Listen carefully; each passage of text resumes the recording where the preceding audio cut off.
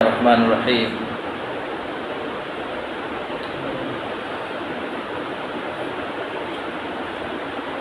اللہ رب العزت اپنے کلام مجید سورہ توبہ میں آیت نمبر 103 میں فرماتا ہے کہ ان کے مالوں میں سے صدقہ اور زکوٰۃ لے کر ان کو پاک اور صاف اور قابل ترقی کر دو۔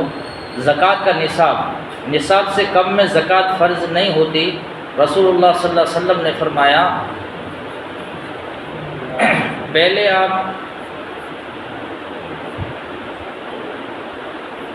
یہ سمجھیں کہ زکوٰۃ کن چیزوں پر ہے۔ نمبر 1، سونا، چاندی، گائے، بکری، اونٹ اور شہد کے بارے میں بھی ملتا ہے۔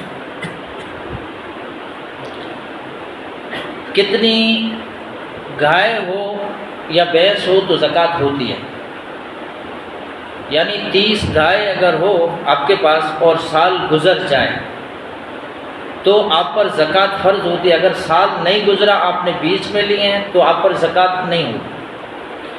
اگر آپ کے پاس 40 بکریاں یا بھیڑ ہے اور سال گزر گیا ہے مکمل طریقے سے تو آپ پر زکوٰۃ فرض ہوگی۔ اگر آپ کے پاس 5 اونٹ ہیں تو آپ پر زکوٰۃ فرض ہوگی۔ اگر آپ کے پاس 7.5 تولہ سونا ہے تو آپ پر زکوٰۃ ہوگی 40 پیسہ، سال گزر گیا ہے تو۔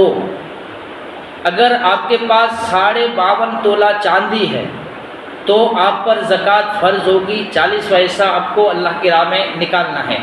اس میں سے 8 لوگ ہیں، غریب، مسکین، مسافر، قرض دار۔ بہت سارے ہم لوگ دیکھتے ہیں کہ ان کے والدین مر گئے، ان کے اوپر قرض تھا، اب بیٹے جو ہیں وہ کمزور ہیں، ان کے پاس وہ چیز نہیں ہے، طاقت نہیں ہے، تو کیا ہوتا ہے بیت المال جمع کیا جاتا ہے، مال میں سے ان کا قرضہ ادا کیا جاتا ہے۔ اس طریقے سے یہ زکوٰۃ کا جو نصاب ہے، اگر مثال طریقے اتنی سونا اور چاندی آپ کے پاس نہیں ہے لیکن زیور ہیں پر پورا سال نہیں گزرا ہے، اس سے کم ہے تو آپ پر زکوٰۃ نہیں ہوگی۔ اگر یہ پورے ہیں اور سال گزر گیا ہے تو آپ پر زکوٰۃ فرض ہوگی، اور زکوٰۃ اللہ رب العالمین کا فریضہ ہے۔ جس طریقے سے توحید، نماز، روزہ اور زکوٰۃ، اگر ان میں سے ایک دیوار کو بھی گرا دیتا ہے تو سمجھ لو اس کا اسلام میں کوئی حصہ نہیں، اور وہ دوزخ سے آزاد بھی نہیں ہوتا ہے، اور اللہ تبارک و تعالیٰ اس کی نمازیں بھی قبول نہیں کرتا ہے۔ لوگ یہ سمجھتے ہیں کہ دینے سے گھٹتا ہے، ایسا کچھ بھی نہیں ہے، دینے سے ہمیشہ بڑھتا ہے۔ آپ کسی کو کھانا کھلا رہے ہیں، آپ کسی کو دے رہے ہیں، لوگ کھانے میں بھی کنجوسی کرتے ہیں رمضان کے مہینے میں، کھانے میں، پلانے میں یا دینے میں۔ ویسے بھی مسلمانوں کا رویہ ہے تحفے تحائف میں آپ کو کھلانے پلانے میں، لیکن اکثر لوگ کیا کرتے ہیں، ایسی جگہ پر خرچ کرتے ہیں جہاں پر ان کو کوئی فائدہ نہیں۔ مثال طریقے باہر گئے گھومنے، دوستوں کے اوپر خرچ کیا۔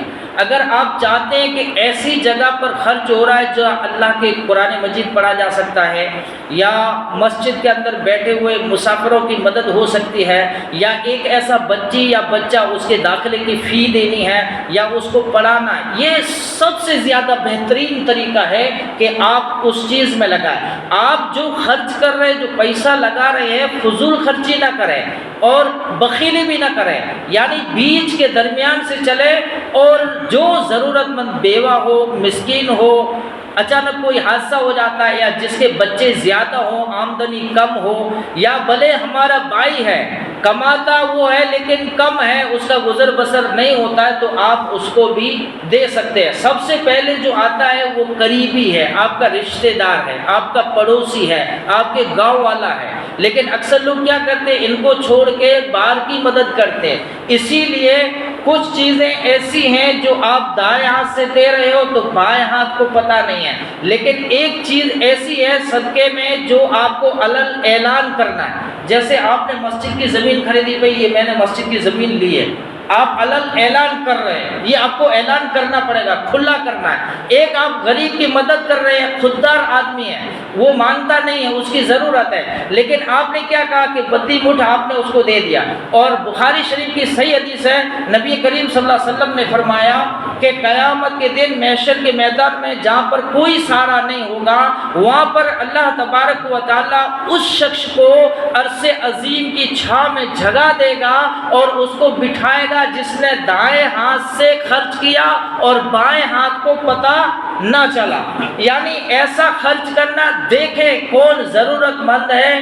بہت ساری بیچاری ایسی ہماری مائیں اور بہنیں ہیں جن کو رمضان المبارک میں کام کرنا پڑتا ہے، ان کو آپ کیٹ دے دیں یا ان کی ایسی مدد کر دیں تاکہ وہ گھر میں رہ کر روزہ رکھیں۔ یا ایسا مسافر ہے، اگر ایک کروڑ پتی بھی ہے لیکن مسافر ہے، لٹ گیا ہے، تکلیف میں ہے، ان کا کوئی پردیسی آدمی ہے تو آپ ان کی بھی مدد کر سکتے ہیں، یہ آپ پر۔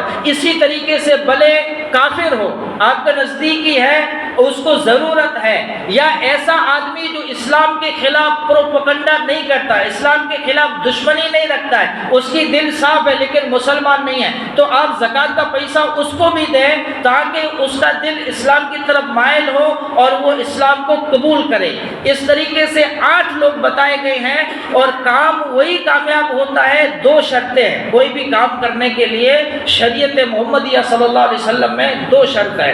ایک شرط یہ ہے کہ وہ کام آپ جو کریں وہ خالص خلوص کے ساتھ کرے اور اس میں آپ کی ذاتیات شامل نہ ہو، اور دوسرا یہ ہے کہ وہ کام آپ اللہ کے رسول صلی اللہ علیہ وسلم کے طریقے کے مطابق کریں کہ یہ میرے نبی صلی اللہ علیہ وسلم کا طریقہ ہے، مجھے اس طریقے سے کام کرنا ہے۔ قرآن کریم کی آیت ہے لا تقدموا ما بین یدیہ، نبی کریم صلی اللہ علیہ وسلم سے آگے نہ بڑھو اور نیچے بھی نہ اترو، جس طریقے سے اللہ کے رسول صلی اللہ علیہ وسلم نے حکم دیا ہے اس طریقے سے آپ کام کرو۔ تو آپ سوچیں، یہ رمضان المبارک کا مہینہ خیر خائی کا مہینہ ہے، ہمدردی کا مہینہ ہے، اور بہت سارے ایسے واقعات ملتے ہیں جن لوگوں کو پریشانی ہوتی ہے، عید کے کپڑے پورے نہیں ہوتے یا ان کی کوئی اور پریشانی ہے یا تکلیف ہے، تو آپ اس کا مذاق نہ اڑائیں، بلکہ اگر اللہ نے آپ کو دیا ہے تو آپ اس کی مدد کریں۔ اور یہی اگر آپ کے لیے دعا کرتا ہے اللہ رب العالمین سے تو یہ آپ کے لیے بہتر ہے، کیونکہ وہ آپ کا بھائی ہے، آپ کا پڑوسی ہے، آپ کا رشتہ دار ہے، یا آپ کا قریبی ہے، یا کوئی دور کا ہے، جیسے بھی آپ دیکھتے ہیں کہ اس کی ضرورت زیادہ ہے آپ اس کو مدد کریں۔ دوسرا ہے طالب علم کو ڈھونڈیں، جو پڑھنے والا بچہ یا بچی ہو اس کی فیس بھریں یا اس کا خرچہ اٹھائیں۔ یعنی بہت سارے لوگ ایسے ہوتے ہیں جن کے ماں باپ خرچے کی وجہ سے نہیں پڑھا پاتے، تو اگر آپ نے کسی کو پڑھایا، اس کے لیے خرچہ دیا، تو انشاءاللہ آپ کی زندگی ایسی بنے گی، اللہ تبارک و تعالی آسمان کے 7 دروازے 8 دروازے روزی کے کھول دے گا، اور آپ کو پتہ بھی نہیں ہوگا، گمان بھی نہیں ہوگا کہ میرے پاس کہاں سے آتا ہے، آپ یہ سوچ بھی نہیں سکتے۔ صحابہ کو اگر آپ دیکھیں، ایک حدیث ہے نبی کریم صلی اللہ علیہ وسلم کے پاس ایک عورت آئی اور کہا اللہ کے رسول صلی اللہ علیہ وسلم میری یہ بچی بھوکی ہے، میرے پاس کچھ بھی نہیں ہے۔ نبی کریم صلی اللہ علیہ وسلم جلدی گھر کے اندر داخل ہوئے، ما عندک یا عائشہ، اے عائشہ تمہارے پاس کیا ہے؟ رضی اللہ تعالیٰ عنہ کہتی ہے کہ لیس عندی الا تمرۃ واحدہ، ایک کھجور رکھی ہوئی ہے جو میں نے تمہاری افطاری کے لیے رکھی ہے، اس کے علاوہ گھر میں کچھ بھی نہیں ہے۔ نبی کریم صلی اللہ علیہ وسلم نے فرمایا یہ کھجور مجھے دے دو، اس عورت کی اماں کو دے دو۔ نبی صلی اللہ علیہ وسلم نے وہ کھجور اٹھا کر اس عورت کو دی، فشکت فنصفین، اس عورت نے ان کو 2 ٹکڑے کیے، ایک ٹکڑا اس بچی کے منہ میں ڈالا، ایک ٹکڑا اپنے منہ میں ڈالا۔ نبی کریم صلی اللہ علیہ وسلم کی آنکھوں سے آنسو بہنے لگے۔ کہا عائشہ جو اس طریقے سے تکلیف اٹھا کر کسی غریب اور مسکین کی مدد کرے، محمد صلی اللہ علیہ وسلم ضامن ہے کہ قیامت کے دن اللہ تبارک و تعالیٰ اس کو جنت میں داخل کرے گا۔ اللہ رب العالمین سے دعا ہے آپ کو اور مجھے ان چند باتوں پر عمل کرنے کی توفیق عطا فرمائے، اور اللہ تبارک و تعالیٰ ہم کو اپنا مال صحیح طریقے سے خرچ کرنے کی توفیق دے۔ والسلام علیکم ورحمۃ اللہ وبرکاتہ۔